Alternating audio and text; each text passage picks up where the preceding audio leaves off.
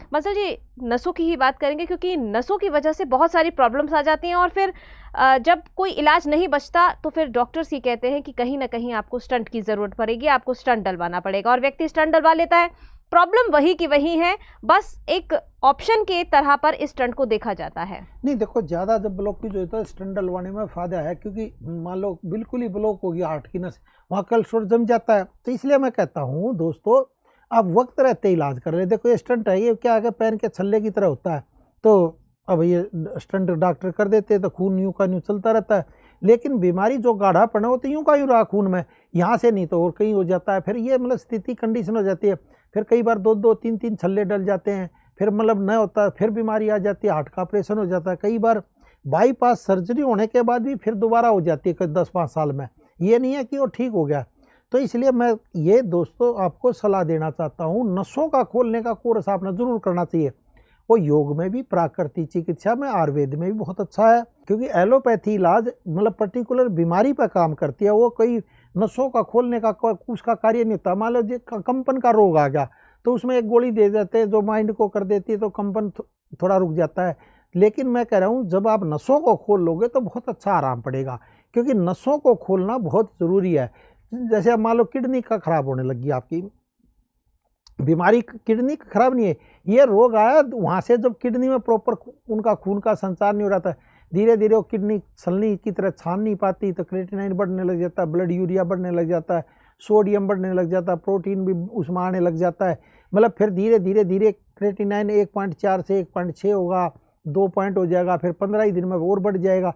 फिर बीमारी धीरे धीरे और तेज़ी से बढ़ती रहती है। तो आप जैसे ही क्रिएटिनिन अगर आपका बढ़ने लग जाए तो तुरंत अगर इलाज ले लोगे, आयुर्वेद में भी बहुत अच्छा इलाज है, एलोपैथी में तो है ही है। एलोपैथी में भी क्या है कि वो बीमारी को रोकने की दवाई देते हैं, उसको ठीक करने की दवाई नहीं देती। और योग में, प्राकृतिक चिकित्सा में और आयुर्वेद में बीमारी को जड़ पर उसकी काम करके उसको दुरुस्त किया जाता है और उसका बहुत अच्छे इफेक्ट आते हैं और लॉन्ग टाइम तक आराम पड़ता है आपको।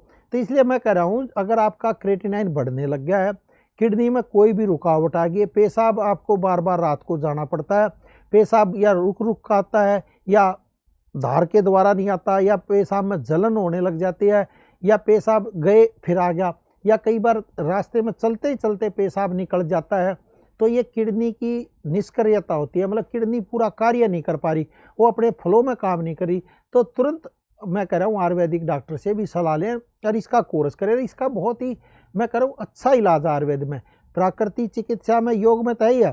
तो जिनको भी ये मान लो किडनी जैसी समस्या हो, तो एक तो मुल्तानी मिट्टी का लेप लगाने लग जाए, उससे भी बहुत अच्छा बेनिफिट मिलेगा। पूरे मुल्तानी मिट्टी का लेप लगाए किडनी पर, उस पर भी, तो उससे बहुत, कईयों का प्रोस्टेट बढ़ने लग जाता है। तो इसलिए मैं कहता हूँ दोस्तों, वो भी नसों की कमजोरी है और कुछ भी नहीं है बीमारी नसों की कमजोरी। कहीं आप ये सोचो किडनी की प्रॉब्लम है ना, ना, जो खून का उसमें संचार किडनी में नहीं जा पा रहा है, वो किडनी अपना पूरा कार्य नहीं कर पा रही, वो नसों की रुकावट है। लेकिन कई बार क्या होता है, पहले किडनी को जो वहाँ पर जो बीमारी है उसको ठीक कर दिया जाता है, फिर नसों का कोर्स करवा दिया जाता है, तो उसमें बहुत अच्छे लाभ मिल जाते हैं। वो आयुर्वेद में इसका बहुत ही मैं कह रहा हूँ अच्छा इलाज है। तो आप यही करें, वक्त रहते अगर आपका क्रिएटिनिन बढ़ने लग गया है, ब्लड यूरिया बढ़ने लग गया है, तो तुरंत मतलब डॉक्टर से सलाह लें, फिर देर ना करें। हाँ, जो इलाज आप करा रहे हो वो भी कराते रहे, साथ में दूसरा लेंगे तो और अच्छा लाभ मिल सकता है।